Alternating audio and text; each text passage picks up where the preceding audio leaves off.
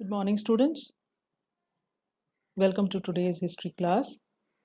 Standard 9, Chapter 6, Empowerment of Women and Other Weaker Sections, Module 4. Students, before we proceed to the next part of the concluding part of the lesson, let us do a quick recap of what we learned so far. We learned how in the pre-independence period, women had to face several problems such as child marriage, female feticide, domestic abuse, begging, and other such problems. All this is because the problems lie in the mentality of the men towards women. Even in the 21st century, we have not been able to rid ourselves of this male centered mentality. Then there have been instances post independence where women have been able to voice their opinions and raise their voice against the discrimination that they had to suffer. A classic example was a show of strength on various occasions, the Bhudan movement, the Latne Morcha, the Chipko movement, the anti-liquor movement, and when the UN declared the year 1975 as the International Women's Year, wherein a comprehensive study was conducted to find out or search for different issues that the women faced.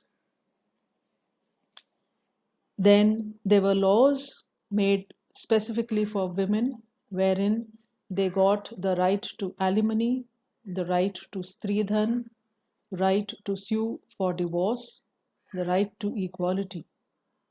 We have learnt about the various laws made by the Indian courts, and we have also learnt about the Dowry Prohibition Act, about the family courts, about the Sati Prevention Act, and the protection of human rights. Let us move on.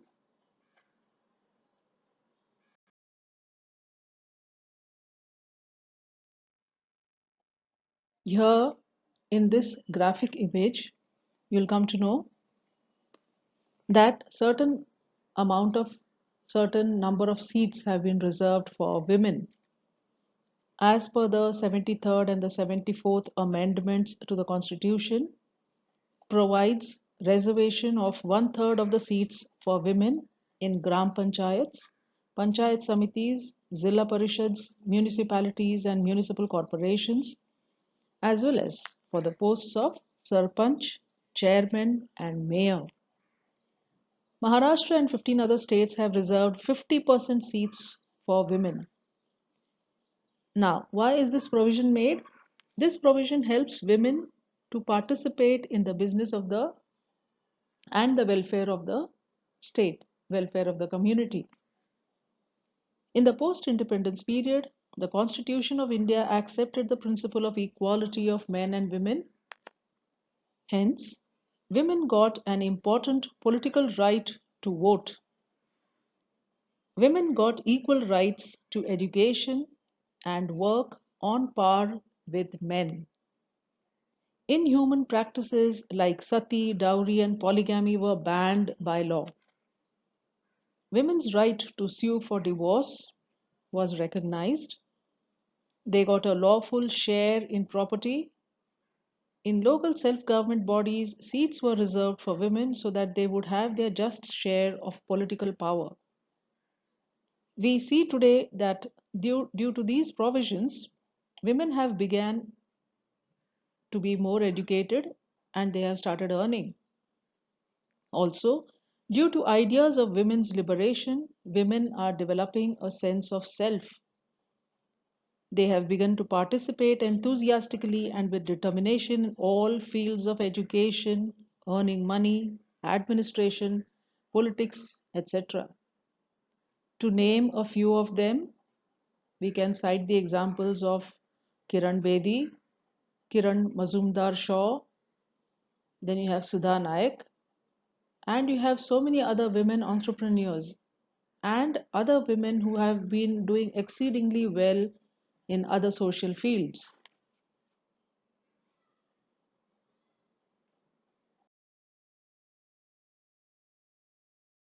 Next up, we learn about the scheduled castes and scheduled tribes.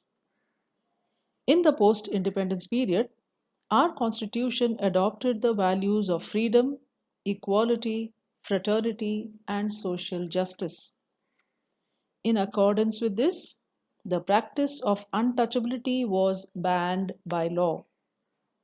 Untouchability was removed by the 17th paragraph of the Constitution, and this class was included in the scheduled castes.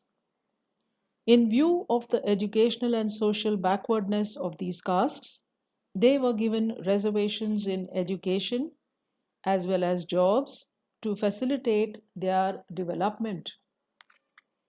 Scheduled tribes. Just like the scheduled castes, the scheduled tribes are Adivasis who live in remote parts of the country. They face several difficulties, like they are far away from progress. They are not very adaptive in nature, like modern people. They are economically and socially backward.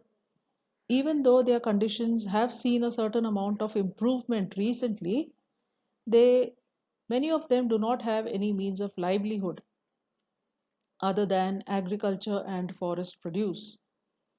They do not use any modern farming tools and implements. Hence, their agricultural income is very small, and their fields on which they do the agriculture are on hill slopes or on hillsides, and they are not very fertile. The people are malnourished due to insufficient and poor quality of diet. Some Adivasis in remote areas find it difficult to get any medical care on time. For all these things, they need to be given special protection. Hence, the Indian Constitution has provided Adivasis the status of scheduled tribes. They are given representation in law boards, education, government service, etc. Next, we learn about the nomadic and denotified tribes. You must have seen the picture that the graphs that is given over here. You must have seen many of them in and around you staying in temporary settlements. What are denotified tribes?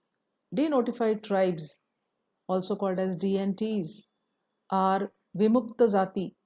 They are the tribal people that were originally listed as criminal tribes and addicted to systematic commission of non-bailable offences. Once a tribe became notified as criminal, all its members were required to register with the local magistrate, failing which they would be charged with a crime under the Indian Penal Code. This happened in the British India. They live, these denotified tribes or the nomadic tribes, as we would call them, they move from one place to another for their livelihood. They live by rearing animals, and some of them are engaged in some other occupations also.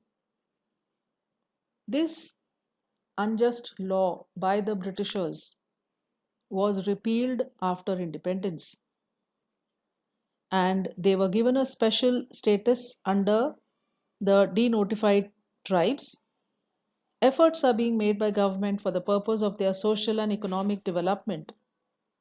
They also have been given representation in educational institutions and the government sector.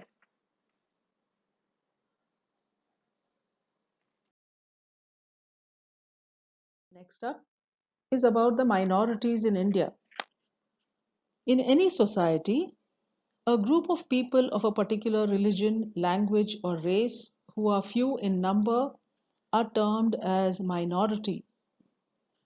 As there are various religions, sects, and languages in our country, we see a great cultural diversity. There is various cultural traditions too. In order to preserve their cultural traditions and develop their own language, the Constitution gives the citizens certain educational and cultural rights. The minorities that belong to India are categorized as Muslims, Sikhs, Christians, Buddhists, Jains, and Parsis. So these six communities or religions belong to the minority section as per the Constitution of India.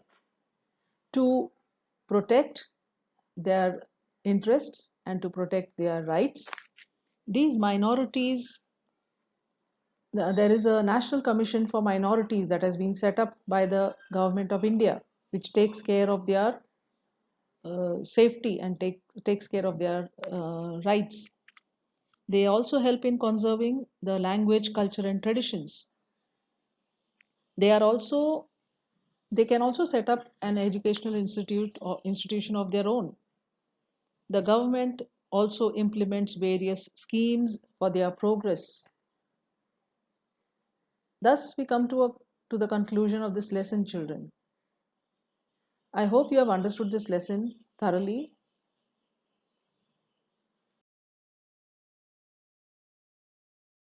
Go through the chapter from your textbook and the various study cloud links that have been provided to you. Thank you, children. Stay safe, stay healthy. Have a nice day.